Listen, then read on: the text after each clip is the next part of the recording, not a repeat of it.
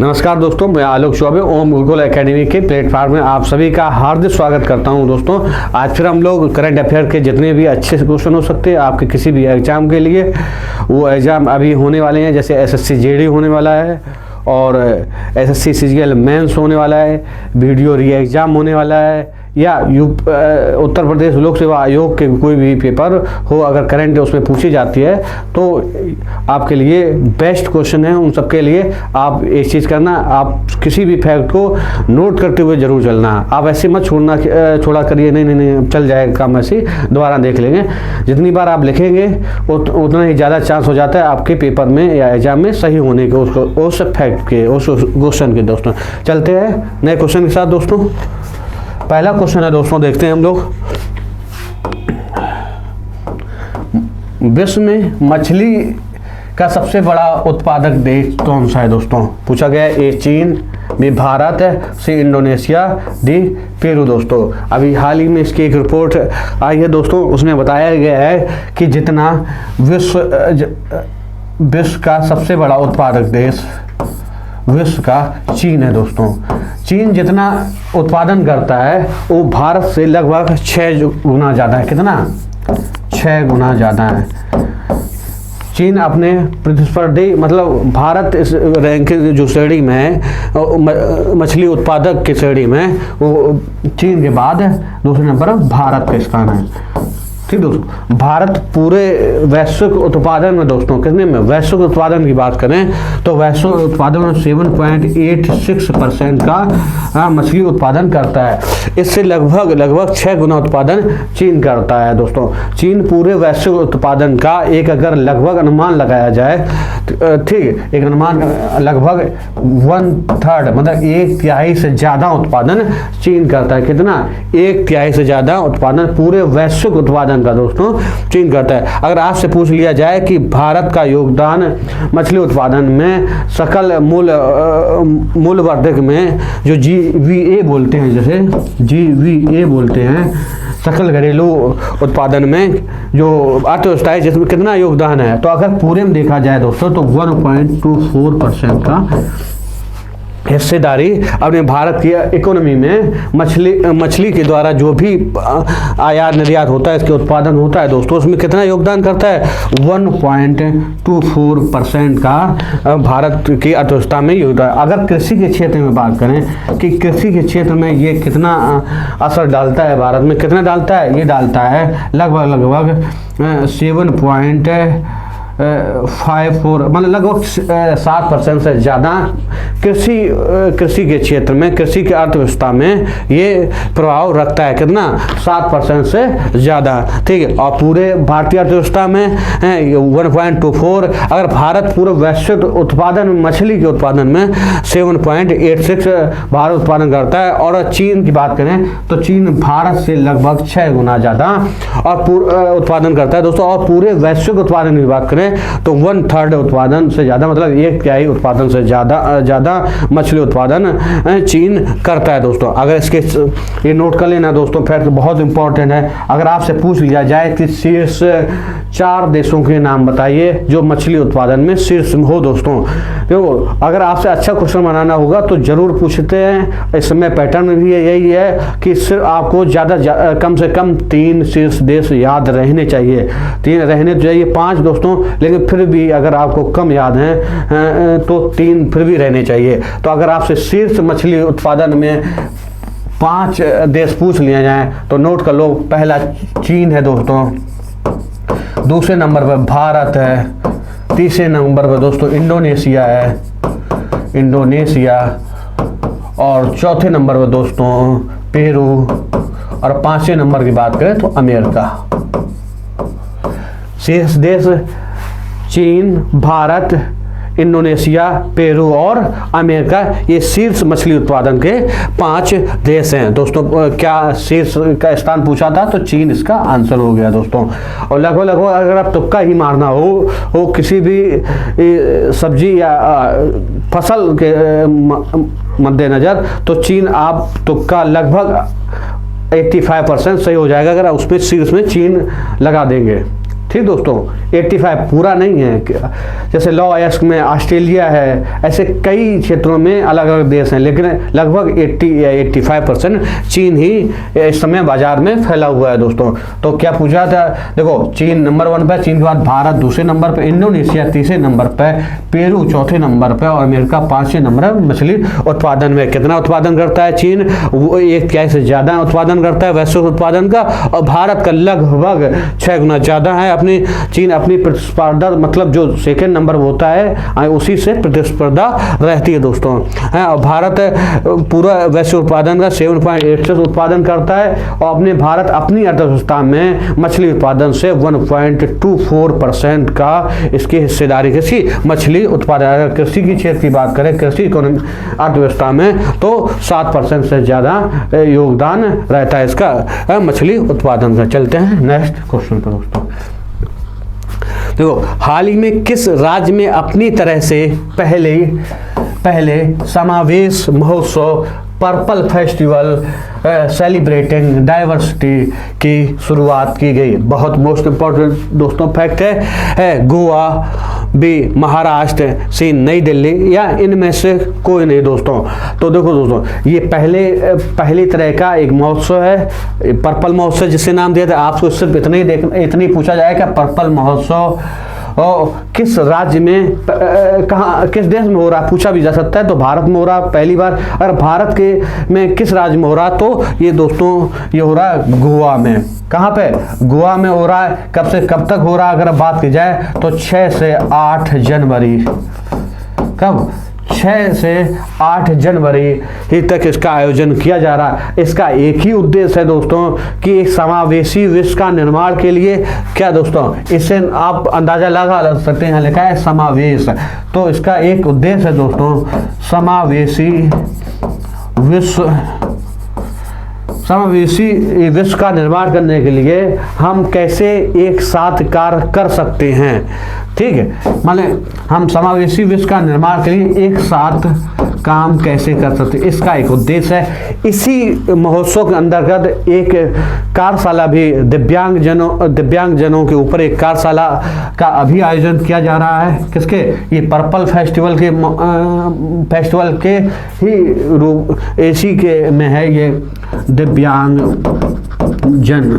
दिव्यांगों के ऊपर एक कार्यशाला का आयोजन किया जा रहा है। तो उस कार्यशाला का आयोजन का लक्ष्य यही है कि दिव्यांग जनों को कैसे सशक्त बनाया जाए उसके ऊपर विचार की शुरुआत करना।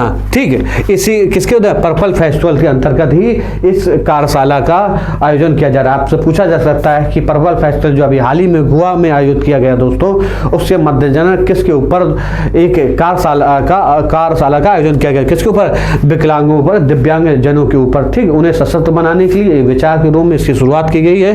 कब से कब तक? 6 से 8 जनवरी में। कहाँ पे? गोवा में। समावेशी विश्व के निर्माण के लिए दोस्तों इसका आयोजन किया जा रहा है। ठीक दोस्तों, ये पहले तरह का एक महोत्सव है जो भारत के गोवा राज्य में आयोजित किया जा रहा है। कहाँ पे? गोवा के पणजी में आयोजित किया जा रहा है। आप बात करते हैं बी ऑप्शन महाराष्ट्र, इसमें लिखा बहुत अच्छा ऑप्शन है। पूछा जा सकता है कि अभी हाल ही में महाराष्ट्र सरकार द्वारा या महाराष्ट्र मुख्यमंत्री द्वारा एक स्वतंत्रता सेनानियों को जो पेंशन दी जा रही है दोस्तों, अभी उन्होंने घोषणा की है कि स्वतंत्रता सेनानियों की जो पेंशन है वो 2 गुनी कर दी जाएगी। कितनी? 2 गुनी। जितनी भी अभी मिल रही है उससे 2 गुनी करने का इन्होंने घोषणा कर दिया है दोस्तों। अब नई दिल्ली देखते हैं। नई दिल्ली में अभी हाल ही में 10वां नॉर्थ ईस्ट फेस्टिवल का आयोजन किया गया। कहाँ पे? नई दिल्ली में 10वां नॉर्थ ईस्ट फेस्टिवल, जिसका उद्घाटन लघु एवं मध्यम उद्योग मंत्री नारायण राणे ने किया था। कहाँ पे? नई दिल्ली में जवाहरलाल नेहरू स्टेडियम में दोस्तों। 10वां ईस्ट फेस्टिवल पूर्वोत्तर के लिए जो महोत्सव होता है उसका ईस्ट फेस्टिवल का। ठीक दोस्तों, कब से कब तक पूछा जाए, अगर आपसे पूछा जाए तो 23 से 26 दिसंबर 2022 को माने 10वां नॉर्थ ईस्ट फेस्टिवल का आयोजन 23 दिसंबर से लेकर 26 दिसंबर तक नई दिल्ली में, जिसका उद्घाटन लघु एवं मध्यम मंत्री MSME के जो उद्योग मंत्री हैं दोस्तों नारायण राणे ने इसका उद्घाटन किया था दोस्तों। बहुत ही इंपॉर्टेंट है, हम ऑप्शन के जरिए आपको पूरा रिवाइज करा दे रहे। अगर आपको देखो ये तो आपको फैक्ट लिखने, अगर ऑप्शन वाले ना लिखना चाहो तो नहीं लिख सकते, क्योंकि ये हम बराबर आपको किसी ना किसी रूप में हर वीडियो में पिछले मिलते रहेंगे। आप जितनी बार भी इसे देखेंगे सिर्फ सुनते रहें ध्यान से, ठीक। पूछा जाएगा 10वां नॉर्थ ईस्ट फेस्टिवल का आयोजन कहाँ किया गया? नई दिल्ली में। उद्घाटन नारायण राणे ने किया। कब से कब? 23 से 26 दिसंबर तो हुआ था, ठीक दोस्तों। और कौन सा संस्करण इसका आयोजित किया गया था? 10वां संस्करण दोस्तों इसका आयोजित किया गया था। इसका आंसर क्या हो गया? गोया। मतलब पर्पल फेस्टिवल कहाँ पे आयोजन किया गया? ये पहला समावेशी महोत्सव है दोस्तों। हाल ही में सानिया मिर्जा ने सेवानिवृत्ति की घोषणा की है, का संबंध किस खेल से है? बहुत ही इंपॉर्टेंट क्वेश्चन है आपके किसी भी एग्जाम के लिए दोस्तों। ये आप लोग जरूर देखो, सानिया मिर्जा आप लोग सभी लोग इनसे परिचित हैं, कोई ऐसा नहीं है कि ये टेनिस की एक स्टार खिलाड़ी है। इन्होंने अपने पूरे खेल कार्यकाल में, जब तक ये खेलते, अभी अगले साल तक खेलेंगी दोस्तों, हैं कब तक? अभी तक 6 ग्रैंड स्लैम युगल खिताब अपने नाम किए। कितने? इन्होंने 6 ग्रैंड स्लैम युगल अपने नाम किए हैं अभी तक। अब आगे जो एक मैच इन्होंने घोषणा की, इन्होंने अभी हाल ही में दोस्तों पुष्टि की है कि ये जो अगले साल जो दुबई में, कहाँ? दुबई में WTA 1000 का टूर्नामेंट है योरा, मतलब वुमेन टेनिस एसोसिएशन 1000 का जो टूर्नामेंट का आयोजन किया जा रहा है, ठीक, उसमें इनका ये आखिरी टूर्नामेंट होगा। इन्होंने पुष्टि की है, मतलब वुमेन WTA टेनिस ऐसे एसोसिएशन, ठीक है। ये वाला जो मैच टूर्नामेंट है ये दुबई में आयोजित किया जा रहा है, इसमें ये इनका आखिरी टूर्नामेंट होगा। इन्होंने पुष्टि की है, इसके बाद ये संन्यास की घोषणा ले लें, मतलब अंतर्राष्ट्रीय मैचों से, अंतर्राष्ट्रीय खेल से ये अपने आप को अलग कर लेंगे, ठीक है। सेवानिवृत्ति कर ले लेंगे अपने खेल से। इनका अगर आपसे पूछ लिया जाए, इनके पिताजी एक खेल पत्रकार थे, ठीक है। कौन थे? खेल पत्रकार। इनका जन्म 15 नवंबर 1986 में कहाँ हुआ था? मुंबई में, ठीक। इनका नाम 15 नवंबर 1986। इन्होंने रियो ओलंपिक 2016 में, देखो कोई भी स्टार खिलाड़ी जब अपनी सेवानिवृत्ति या संन्यास घोषणा करता है, जो उनके बहुत ही फैक्चुअल उनके ऊपर उनकी उपलब्धि है वो आपसे पूछी जा सकती है, ठीक। इसलिए हम आपको बता दे रहे हैं कि इन्होंने 6 ग्रैंड स्लैम मेडल जीते। इन्होंने अपने रियो ओलंपिक 2016 में, कब? रियो जब ओलंपिक 2016 में आयोजित हुआ था, तब ये सेमीफाइनलिस्ट रही थी, मतलब सेमीफाइनल से बाहर हो गई थी, ठीक। इन्हें इनके बारे में जानकारी है दोस्तों, बहुत ही इंपॉर्टेंट जानकारी है। आज से सिर्फ इतना ही पूछा जाएगा। इनका जन्म, इनके कितने ग्रैंड स्लैम इन्होंने अपने नाम किए हैं? 6 ग्रैंड स्लैम युगल खिताब अपने नाम किए हैं दोस्तों।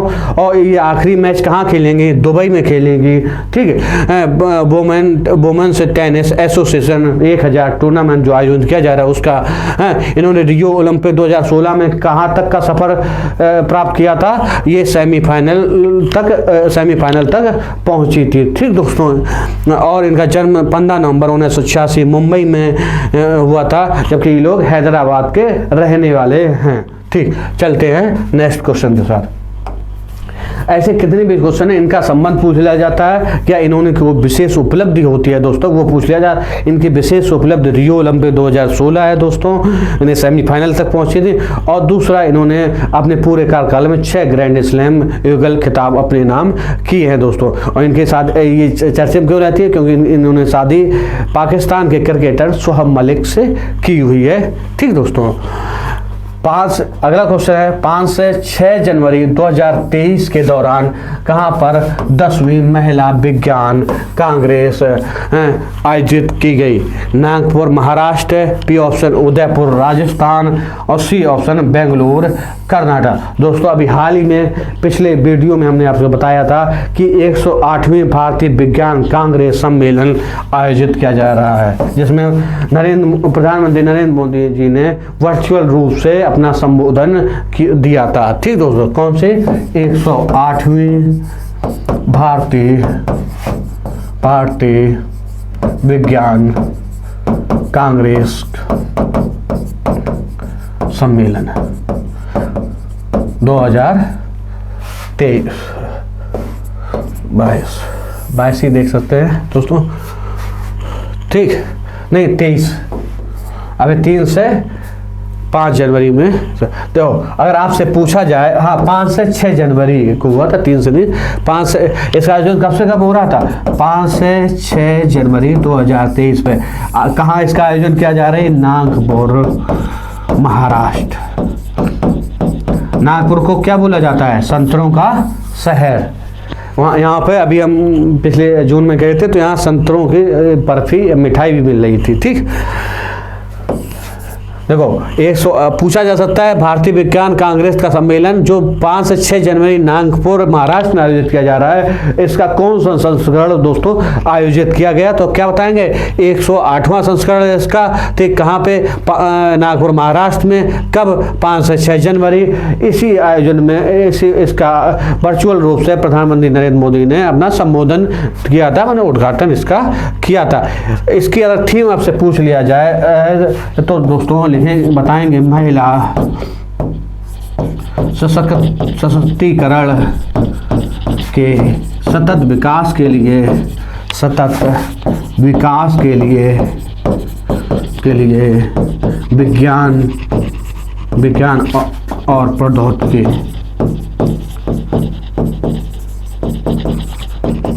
ठीक दोस्तों, क्या दोस्तों? महिला सशक्तिकरण के सतत विकास के लिए विज्ञान और प्रौद्योगिकी। ठीक, महिला के जो सशक्तिकरण का मार्ग होगा विकास के लिए, उसमें विज्ञान का और प्रौद्योगिकी का कितना अहम योगदान है उसके ऊपर आपकी बार थीम रखी गई है दोस्तों। ठीक है, कब से कब 5 है। इसी भारतीय विज्ञान कांग्रेस सम्मेलन के एक भाग के तौर पर महिला विज्ञान कांग्रेस का भी आयोजन किया जा रहा है। कब किया जा रहा है? 5 से 6 जनवरी। तो कहाँ पे? इसी भाग के रूप में किया जा रहा है। तो कहाँ किया जा रहा है? नागपुर। किसके? 108वीं भारतीय विज्ञान कांग्रेस जो 108वां संस्करण हो रहा है दोस्तों नागपुर महाराष्ट्र, इसका एक भाग के तौर पर महिला विज्ञान कांग्रेस का सम्मेलन आयोजित किया जा रहा है। अब इसका कौन सा संस्करण है? वो 108 है। इसका अब पूछ लिया जाए दोस्तों तो इसका 10वां संस्करण है।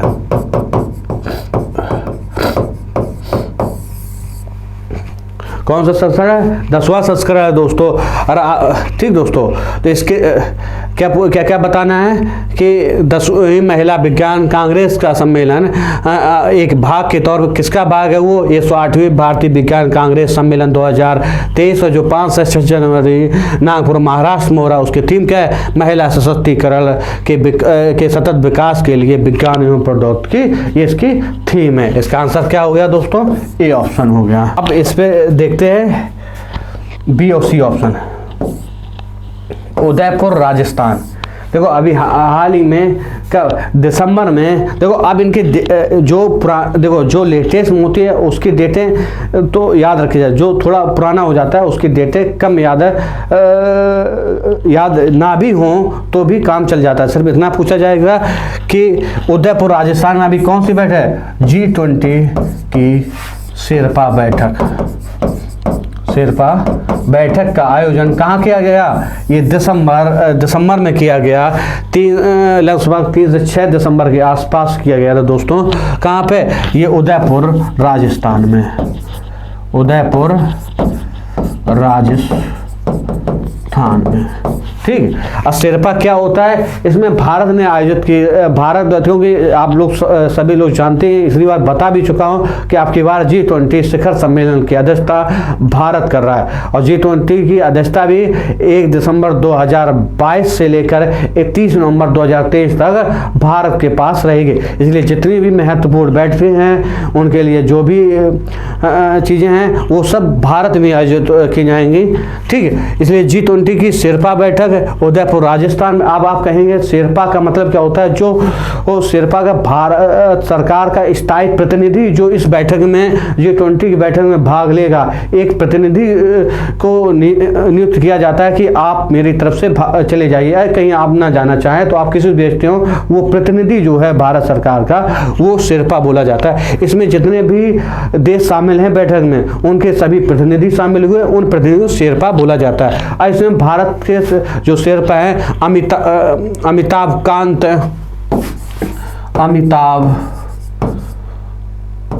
कांत ने इस बैठक की अध्यक्षता की।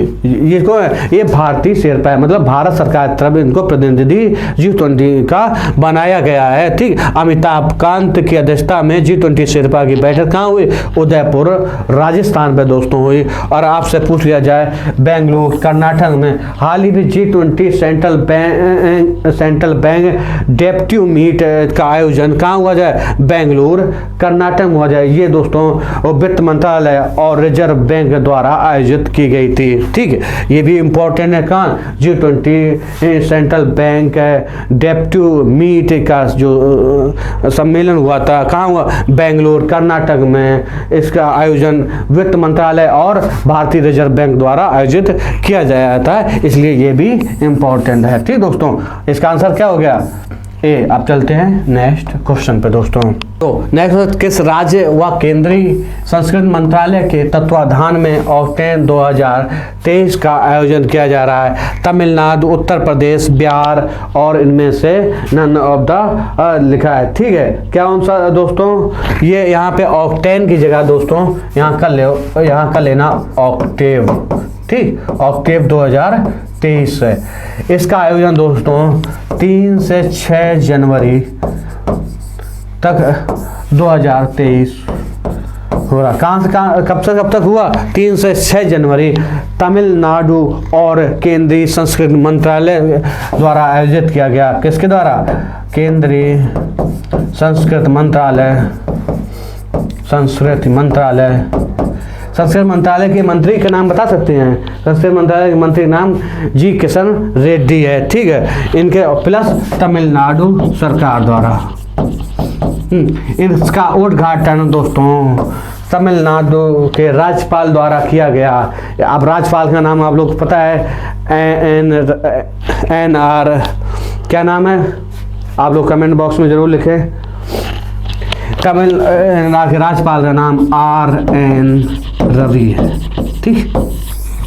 किसका है, ऑक्टेन नहीं है दोस्तों, ऑक्टेव है 2023 है, 3 से 6 जनवरी 2023 तक इसका आयोजन किया जा रहा है। मतलब ये 3 दिवसीय कार्यशाला है ना, 4 दिवसीय इसका 4 दिवसीय इसका आयोजन किया जाए, 4 दिवसीय, केंद्रीय संस्कृति मंत्रालय प्लस तमिलनाडु द्वारा, और इसी तमिलनाडु के राज्यपाल RN रवि द्वारा इसका उद्घाटन किया गया। इसका आंसर क्या हो गया, तमिलनाडु। चलते हैं नेक्स्ट क्वेश्चन।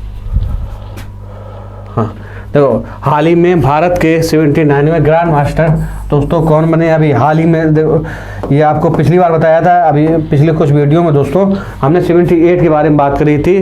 तो क्या बात रही थी, कौस्तुभ चटर्जी 78वें क्रम के हैं, कौस्तुभ चटर्जी दोस्तों। अगर आप 79 की बात करें तो प्रलेस M, ये तमिलनाडु से संबंधित रखते हैं दोस्तों।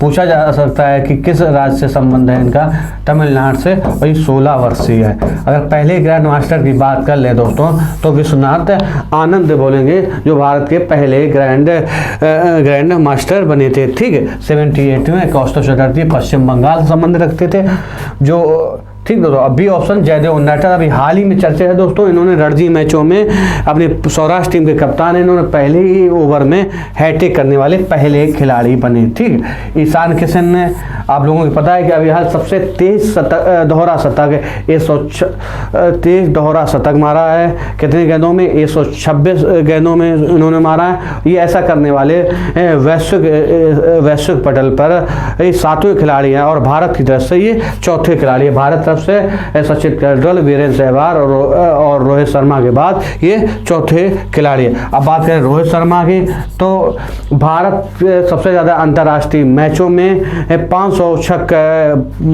मारने वाले पहले खिलाड़ी हैं। अगर वैसे बात करें तो क्रिस गेल के बाद इनका स्थान दूसरे नंबर पर आता है। पहले स्थान पर क्रिस गेल है जिन्होंने 500 से अधिक छक्के मारे हैं, और अब रोहित शर्मा दूसरे क्रम के खिलाड़ी हैं जिन्होंने 500 छक्के हमने पूरे किए अंतर्राष्ट्रीय मैचों में। इसका आंसर क्या हो गया दोस्तों? प्रलेश एम, जो तमिलनाडु से हैं। ठीक, हाल ही में मुख्यमंत्री शिवराज सिंह चौहान ने 5वें खेलो इंडिया यूथ गेम 2022 का शुभारंभ लॉन्च किया, जो है एक मोगली, वीरा या सावज या जया और विजय। दोस्तों अभी हाल ही में इनका आयोजन कब से कब तक होगा? इनका आयोजन दोस्तों जनवरी से लेकर 30 जनवरी से लेकर 11 फरवरी तक होगा। दोस्तों कहाँ होगा? भोपाल मध्य प्रदेश में इनका आयोजन होगा। इनका आयोजन कहाँ होगा? भोपाल मध्य प्रदेश में होगा। ये इनके मध्य प्रदेश के 8 शहरों में इनका आयोजन होगा। किसके? भोपाल के साथ साथ 7 और अन्य शहरों में इनका आयोजन होगा। एक गेम सिर्फ जो साइकिलिंग होनी है वो नई दिल्ली में होगा। ऐसे पूरे खेलों का आयोजन 9 शहरों में होगा। 8 शहर मध्य प्रदेश के हैं और 9वां साइकिलिंग, सिर्फ साइकिलिंग गेम के लिए नई दिल्ली में इनका आयोजन होगा। इनका अभी हाल ही में कौन सा 5वां संस्करण है दोस्तों, और इनका शिवराज सिंह चौहान ने क्या इनका शुभंकर थीम लॉन्च किया है। इनका शुभंकर क्या है? मोगली। ठीक दोस्तों, और अब बात करें वीरा की। वीरा तो दूसरा खेलो इंडिया यूनिवर्सिटी गेम्स जो कि हरियाणा में आयोजित किए गए के वीरा, उसका शुभंकर है किसका? खेलो इंडिया यूनिवर्सिटी गेम के। ये दूसरा संस्करण था जो हरियाणा में आयोजित किया गया और इसका विजेता हरियाणा ही है दोस्तों। ठीक है, किसके? खेलो इंडिया यूनिवर्सिटी के दूसरे संस्करण का कहाँ पे आयोजित किए गए? हरियाणा में। इसका शुभंकर वीरा था। और कौन विजेता था शीर्ष स्थान पर? ये था हरियाणा। महाराष्ट्र दूसरे नंबर पर रहा, महाराष्ट्र। ठीक है, अब बात करें सावज हाल ही में दोस्तों 29 सितंबर से लेकर 12 अक्टूबर तक 36वें राष्ट्रीय खेलों आयोजन किया गया। कहाँ? अहमदाबाद गुजरात में। जो कि सावज एक एशियाई शेर को कहते हैं। किसको? एक एशियाई शेर को कहते हैं। 36वें राष्ट्रीय खेलों का शुभंकर था। इसमें सर्वश्रेष्ठ टीम शीर्ष पे रही थी। किसमें? 36वें राष्ट्रीय खेल में। अगर 37वें राष्ट्रीय खेल की बात करें तो अब की बार इनका आयोजन पुणे गोवा में होना है। अब बात करें जया और विजय। जया को काला हिरण कहते हैं, काला हिरन, और विजय को बाघ कहते हैं। इन दोनों का, ये दोनों शुभंकर थे। ये थे चौथे खेलो इंडिया यूथ गेम्स के। ठीक, किसके थे? चौथे खेलो इंडिया यूथ गेम्स, जो कि कर्नाटक के बेंगलुरु शहर में, कर्नाटक में इसका आयोजन किया गया। कब से? 4 जून से लेकर 13 जून तक। इसका आंसर क्या हो गया? ये ऑप्शन मोगली। देश में पहली बार फार्मूला ई रेस का आयोजन किस शहर में दोस्तों किया गया? ये 11 फरवरी को किया जाएगा। कब? 11 फरवरी को 2023 को किया जाएगा। कहाँ पे? हैदराबाद तेलंगाना। कहाँ पे? हैदराबाद तेलंगाना।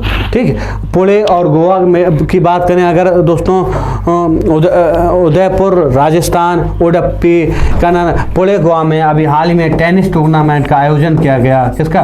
टेनिस टूर्नामेंट का आयोजन किया गया, जिसमें हैदराबाद स्ट्राइकर के टीम ने मुंबई लियोन आर्मी को हराकर लगातार दूसरी बार खिताब जीता था। कौन सा आयोजन किया गया था? टेनिस टूर्नामेंट किया गया। टेनिस टूर्नामेंट लीग का आयोजन किया गया और इसमें हैदराबाद स्टार्टर ने लगातार दूसरी बार जीत हासिल की थी, किसे हराकर? मुंबई लियोन आर्मी को। और उदयपुर राजस्थान की बात करें तो दोस्तों इसमें एक क्रिकेट का आयोजन किया गया, किसमें? राष्ट्रीय चील बियर क्रिकेट चैंपियनशिप का आयोजन किया गया था। इसमें यूपी ने जीत हासिल की थी। ठीक है, जो क्रिकेट चैंपियनशिप थी किसकी? जो व्हील चेयर पे खेली गई थी दोस्तों। उडुपी करना का अभी हाल ही चर्चित था ये, क्योंकि यहाँ पे केंद्रीय खेल मंत्री अनुराग ठाकुर ने खेल विज्ञान केंद्र का उद्घाटन किया। कहाँ पे? उडुपी कर्नाटक में खेल विज्ञान केंद्र का उद्घाटन किया गया। कहाँ पे? उडुपी कर्नाटक में। और किसने किया था दोस्तों? ये दोस्तों किया था अनुराग ठाकुर, केंद्रीय खेल मंत्री ने। अब चलते हैं नेक्स्ट क्वेश्चन पे। हाल ही में अखिल भारतीय रत्न एक आभूषण घरेलू परिषद का अध्यक्ष किसे चुना गया? ये चुना गया का संयम मेहरा को दोस्तों। अभी हाल ही में हैं ये श्री हंसराज गंगाराम, ये पिछड़ा वर्ग आयोग के अध्यक्ष नियुक्त किया गया। इनको किसका? पिछड़ा वर्ग आयोग का अध्यक्ष नियुक्त किया गया। शरद कमल अंशता दो टेबल टेनिस महासंघ के जो आयोग एथलीट आयोग के अध्यक्ष को तौर पर नियुक्त किया। शरद कमल अंशता को, विजय साई रेड्डी और एक नाम इसमें जो लोग पीटी ऊषा को उपराष्ट्रपति ने उच्च सदन के लिए उपाध्यक्ष पैनल में नियुक्त किया। किसे? विजय साई रेड्डी को और पीटी ऊषा को दोस्तों। इसका आंसर क्या होगा? संयम मेहरा। चलते हैं नेक्स्ट क्वेश्चन पर दोस्तों। फेडरेशन इंटरनेशनल और डी हॉकी ने आगामी हॉकी विश्व कप 2023 के लिए हाल ही में किस भारतीय समूह को अपना वैश्विक साझेदार नियुक्त किया है? किसे नियुक्त किया? JS मान जिंदल समूह को, JSW ग्रुप को इन्होंने अपना साझेदार। आप पूछा जा सकता है कि हॉकी विश्व कप 2023 का आयोजन कहाँ किया जा रहा है? ये किया जा रहा है 13 जनवरी से लेकर 29 जनवरी। कहाँ? ये उड़ीसा के 2 शहरों में, भुवनेश्वर के कलिंगा स्टेडियम और राउरकेला के स्टेडियम में आयोजित किया जा रहा है। राउरकेला शहर के जो वहाँ के नवीन पटनायक स्टेडियम करके नाम है, उन 2 स्टेडियम में। एक कहाँ? भुवनेश्वर के कलिंगा स्टेडियम जो हॉकी के लिए सबसे बड़ा भारत का स्टेडियम है। ठीक दोस्तों, उसमें इनका आयोजन कब से? 13 जनवरी से लेकर 29 जनवरी तक ये पुरुष विश्व हॉकी कप का आयोजन किया जा रहा है। ठीक है, उड़ीसा में। चलते हैं नेक्स्ट क्वेश्चन पे। Voice of the global south summit की मेजबानी कौन सा देश करेगा? एक भारत, बी ऑस्ट्रेलिया, सी इटली, डी कनाडा। ये इसका आयोजन पहली बार भारत कर रहा है दोस्तों। कैसे? इसका आयोजन वर्चुअल मोड पे किया जा रहा है, वर्चुअली। ठीक, वर्चुअली इसका आयोजन किया जा रहा है। जो विकासशील देश हैं उनकी चिंताओं के लिए एक मंच प्रदान करने का प्रयास भारत की तरफ से। ये एक आभासी शिखर सम्मेलन के तौर पे इसका आयोजन किया जा रहा है। किसका? Voice of the global south summit का। जितने भी विकासशील देश हैं दोस्तों, उनकी जो भी चिंताएं हैं, उनका जो भी है, उसको एक मंच प्रदान करने का ये एक भारत का प्रयास है दोस्तों। ठीक, इसका भारत की तरफ से इसका आयोजन किया जा रहा है। और इसकी थीम अगर उद्देश्य क्या ज़्यादा एकता की आवाज़ और उद्देश्य की एकता। इसका उद्देश्य अगर पूछा जाए तो आवाज़ थी एकता, हाँ, और उद्देश्य की एकता इसकी थीम है दोस्तों। किसका? पहली बार भारत एक वर्चुअल रूप से इसका आयोजन कर रहा है। और क्या मतलब उद्देश्य है कि विकासशील देशों की जो चिंताएं हैं उनको एक मंच मिल सके, उसके लिए भारत का ये एक प्रयास है। ठीक दोस्तों, हाल ही में महिलाओं को रोजगार देने के मामले में कौन सा शहर शीर्ष पे है दोस्तों? शहर दोस्तों ऑप्शन राज्य लग गए, लेकिन आप लोग नोट कर लेना। चेन्नई, पुणे और बेंगलोर, ये 3 शहर शीर्ष पे हैं। ठीक है, जो महिलाओं को रोजगार देने में शीर्ष पे ठीक, कौन कौन? चेन्नई, पुणे और बेंगलुरु दोस्तों, ये शीर्ष प्रदेश हैं। और बात करें स्टार्टअप के मामले में कि स्टार्टअप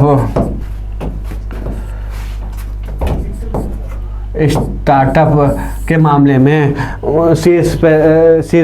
शीर्ष भारत के राज्य तो महाराष्ट्र सबसे पहले जो सबसे ज़्यादा स्टार्टअप पैदा होते हैं, उसके बाद कर्नाटक और कर्नाटक के बाद केरल। 3 राज्य कौन से? महाराष्ट्र, कर्नाटक और केरल। अगर आपसे सबसे ज़्यादा पासपोर्ट धारकों के मामले में शीर्ष राज्य पूछ लिए जाएं तो केरल के बाद महाराष्ट्र के बाद दोस्तों तमिलनाडु और तमिलनाडु के बाद यूपी चौथे स्थान पर आता है। किसमें? पासपोर्ट धारकों में भारत में कौन सा राज्य सबसे ज़्यादा पासपोर्ट धारक है? तो सबसे ज़्यादा केरल के लोगों के पास पासपोर्ट है, उसके बाद महाराष्ट्र, फिर तमिलनाडु और चौथे नंबर पर यूपी है। अब बात करते हैं मेघालय, तो जो कृषि से प्रतिमाह औसत आमदनी होती है उसके मामले में एक रिपोर्ट अभी आएगी, उसमें मेघालय शीर्ष पे, पंजाब के बाद हरियाणा। कृषि औसत आमदनी के मामले में मेघालय टॉप पर है, मेघालय के बाद पंजाब के बाद हरियाणा है दोस्तों। इसका आंसर क्या हो गया? सी ऑप्शन हो जाएगा अगर तमिलनाडु जाए चेन्नई होता तो। ठीक, क्योंकि सभी राज्य दिए हैं, जबकि पूछा शहर था। शहर कौन कौन? चेन्नई, पुणे और बेंगलुरु दोस्तों। ठीक है, चलते हैं। देखो दोस्तों, अब वन लाइनर फॉर्मेट में करंट अफेयर। किस मंत्रालय ने तमिलनाडु के तंजावुर में समिति और नाट्य परंपरा पर धारा का आयोजन किया था दोस्तों? ये आयोजन 5 से 6 जनवरी 2023 में किया जाए केरल के तमिलनाडु के तंजावुर में। किसमें? 5 से 6 जनवरी। शिक्षा मंत्रालय और संस्कृति मंत्रालय के तहत किया गया। हाल ही में किस देश ने मधुमक्खियों के लिए दुनिया के पहले टीके के उपयोग को मंजूरी दे दी है? किस देश ने? अमेरिका ने अभी हाल ही में दोस्तों ये मंजूरी प्रदान की है। इसमें अमेरिका ने। और 5 जनवरी 2023 से 2 दिवसीय का प्रथम अखिल भारतीय राज्यमंत्री वार्षिक सम्मेलन का आयोजन किस शहर में किया जा रहा है? कब से किया जा रहा है? 5 से 6 जनवरी किया जाए। इसमें प्रधानमंत्री मोदी ने भी अपना संबोधन किया था। कहाँ पे? भोपाल, मध्य प्रदेश में। ठीक, हाल ही में एशियाई प्रशांत डाक संघ के महासचिव रोम में कार्यभार संभाला है। इन्होंने 4 वर्ष के लिए संभाला है दोस्तों। कितने वर्ष के लिए? 4 वर्ष के लिए संभाला है। अगर इसका मुख्यालय की बात है एशियाई प्रशांत तो बैंकॉक थाईलैंड में। किसने? डॉक्टर विनय प्रकाश सिंह ने। ठीक, कितने वर्ष के लिए? 4 वर्ष के लिए। हाल ही में सरकार ने कहा कि सांस्कृतिक भाषा और रोजगार की रक्षा के लिए समिति का गठित की है। ये की लद्दाख में की है और नित्यानंद राय जो केंद्रीय गृह राज्य मंत्री हैं उनके नेतृत्व में की है। कहाँ? लद्दाख में। किसने की है? केंद्रीय गृह मंत्रालय ने इसकी। तो हाल ही में भारतीय सेना ने भूतपूर्व सैनिकों के इलाज के लिए किस राज्य सरकार के साथ समझौता किया है? किसने? भारतीय सेना ने किया है राज्य के साथ कि उनके इलाज के लिए समझौता किया है असम राज्य का। आप लोग असम राज्य के मुख्यमंत्री और राज्यपाल का नाम जरूर कमेंट बॉक्स में लिखें। हाल ही में बरेली सस्पेंशन ब्रिज का उद्घाटन किस प्रदेश में किया गया है? जम्मू एंड कश्मीर। ठीक दोस्तों, आज के करंट अफेयर के जितने महत्वपूर्ण इंपॉर्टेंट क्वेश्चन बन सकते थे दोस्तों हमने यहाँ तक करा दिया। अब मिलते हैं कल के दिन नए क्वेश्चनों के साथ करंट अफेयर के। तब तक पढ़ते रहिए। धन्यवाद दोस्तों।